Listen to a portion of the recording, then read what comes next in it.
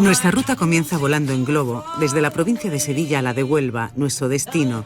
Vamos a visitar una capital con una geografía singular, repleta de historias, que apuesta por el turismo arqueológico y cultural. Haremos un recorrido por sus templos más valiosos, por la etapa inglesa, la huella descubridora y la eterna vocación marinera de esta tierra.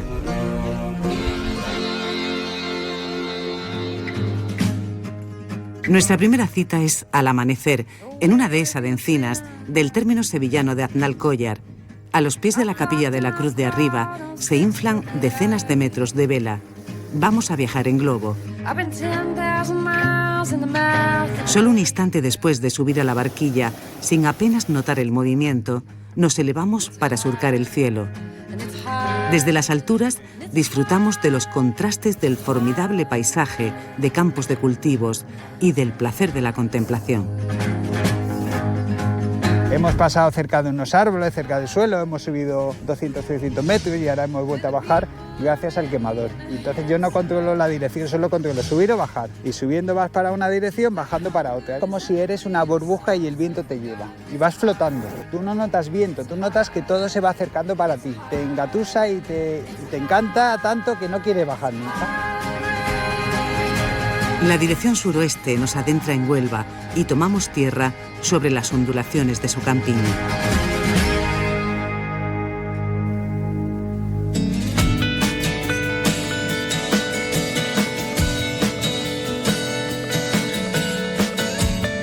Continuamos nuestro trayecto hacia la capital hasta situarnos en una de sus zonas más históricas, en concreto en la Plaza San Pedro, donde empezamos nuestro itinerario en la iglesia homónima, la más antigua de la ciudad. A lo largo de más de 7 siglos ha vivido diversos avatares y se ha repuesto de los daños demoledores de los huracanes y terremotos que azotaron Huelva en el pasado, por ejemplo, en su campanario, una de las postales más representativas. La iglesia se erige en uno de los cabezos que configuran la ciudad. Como Huelva data del segundo siglo a.C., donde hoy está construida la iglesia, había un templo romano y posteriormente una mezquita. Castillo de Huelva ya no existe, pero hay suficientes datos y restos que acreditan que el castillo estuvo ahí para estar pendiente de las invasiones piratas o de los bárbaros. Su planta y alzado se corresponde con el modelo gótico mudéjar sevillano. Entre sus tesoros, la sillería del coro, el retablo mayor barroco es de Antonio de Carvajal, formado en el ambiente artístico del famoso escultor Pedro Roldán.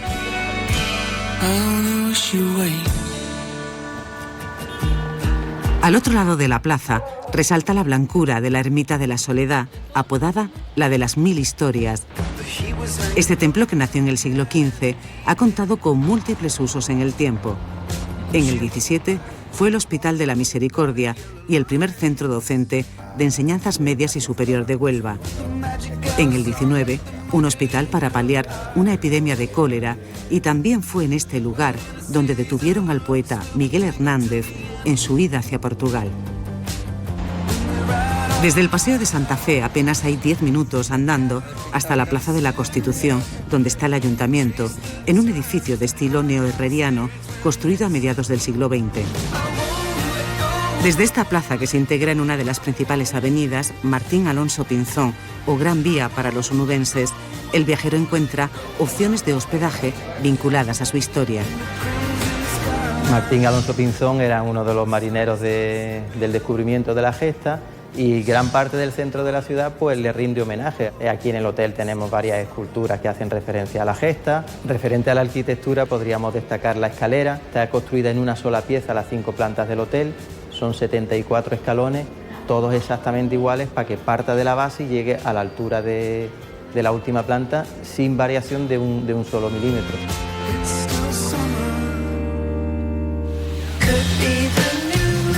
Esta y otras calles peatonales confluyen en la Plaza de las Monjas, que debe su nombre a las Madres Agustinas del convento más antiguo de la capital. Es un punto de encuentro habitual donde los onubenses acuden a disfrutar de un rato de ocio y donde tradicionalmente se comen las mejores hamburguesas de la ciudad. Torquecea de Huelva. todo el que venga de fuera y todo el que pase por el alrededor se tiene que parar a comerse su hamburguesita, porque eso es tradición.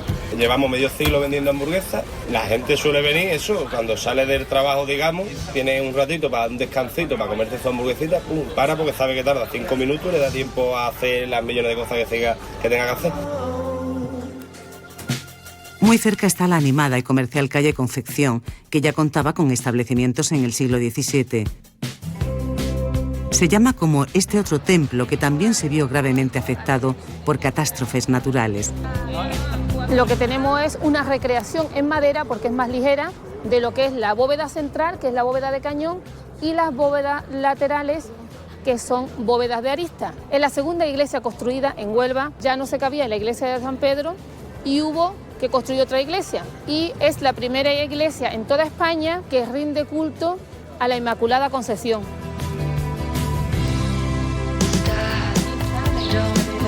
Perpendicular a esta calle, otra consolera, Rábida, donde se ubica un templo que posee un estilo neogótico inusual en la provincia. Su triple entrada está coronada por una torre campanario con tracería calada. Dentro deslumbra su bóveda de nervio estrellada y la luminosidad que transfieren sus vidrieras. Le da nombre la Virgen Nuestra Señora Estrella del Mar, que sostiene en su mano un barco. Para algunos historiadores, además de simbolizar la protección a los marineros, alude al descubrimiento.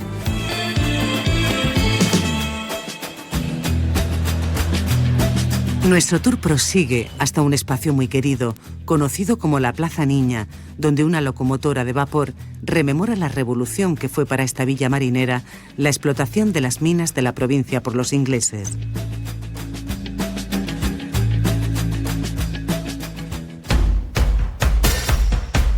Cambiamos de rumbo en nuestro viaje y nos dirigimos hacia el muelle de Levante para embarcar en la ría.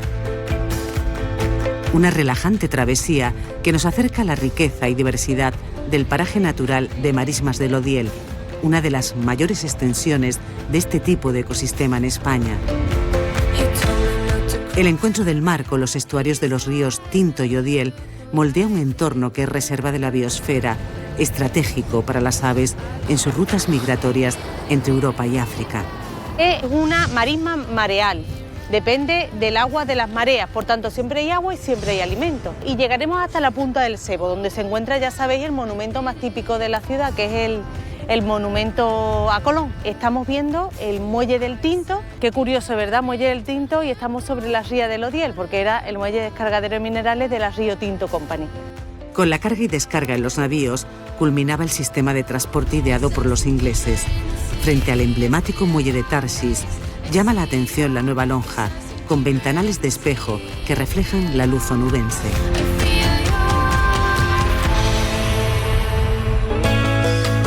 Ya en tierra firme, nos encaminamos a uno de los locales de la zona para saborear la gastronomía de Huelva, aderezada con la sal que se produce en las marismas. Lo hacemos con vistas a la ría, en un lugar que nació para atender a los pescadores. Abrimos a las 12 de la noche para recibir los barcos que llegan con la mercancía y vienen para la venta de, digamos, a la lonja. La despensa la tenemos ya a mano. El género que nos hacemos, pues normalmente no suele tener más de 5 o 6 horas que está fuera del agua. Tanto la gamba como el langostino, coquina, lenguados. Jugamos mucho con los guisos marineros.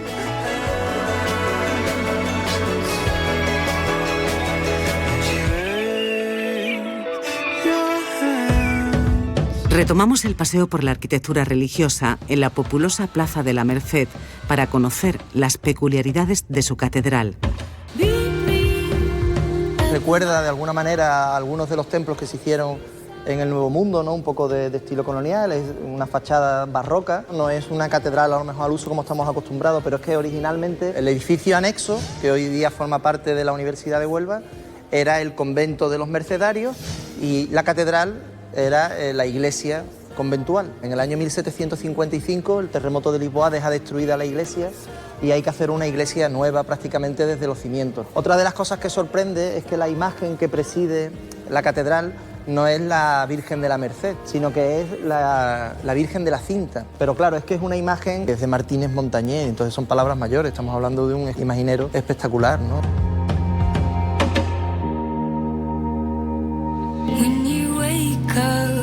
De camino a su propio santuario, el recorrido nos tiene reservado otro patrimonio menos conocido, oculto entre esas colinas de casi 60 metros de altitud, que son seña de identidad de la topografía onubense.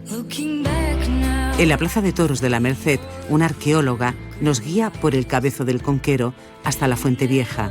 Vamos a conocer Onova, la Huelva romana. La construcción que vemos no es romana, sino que es una construcción moderna, pero da acceso a las galerías subterráneas del acueducto romano. Estuvo en funcionamiento hasta principios del siglo XX y fue el único sistema de abastecimiento que tuvo la ciudad hasta esos momentos. El sistema de captación de agua era a través de la lluvia. El agua se filtra por las arenas y llegan hasta la zona de las arcillas. ¿Cómo lo llevamos hacia San Pedro? Simplemente por gravedad. Persiguiendo el rastro del acueducto por la ladera, nos detenemos en un sitio privilegiado, donde además de uno de los respiraderos que jalonaban su trazado, hay espléndidas panorámicas del Odiel.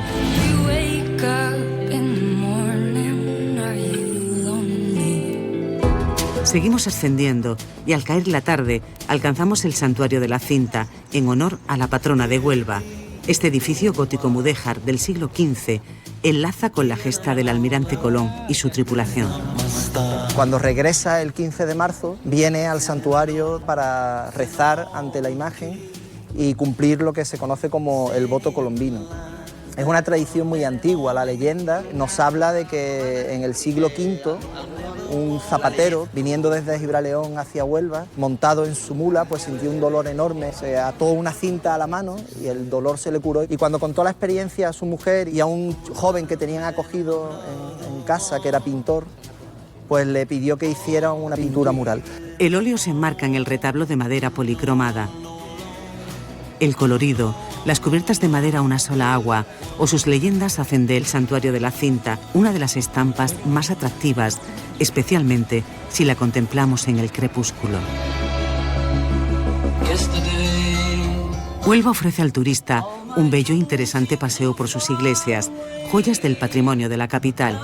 Edificios emblemáticos que han ido cambiando sus usos y fisonomía en el tiempo, dando fe de la huella de la historia, de las aventuras de grandes descubridores y de los lazos que unen la capital onubense con el mar.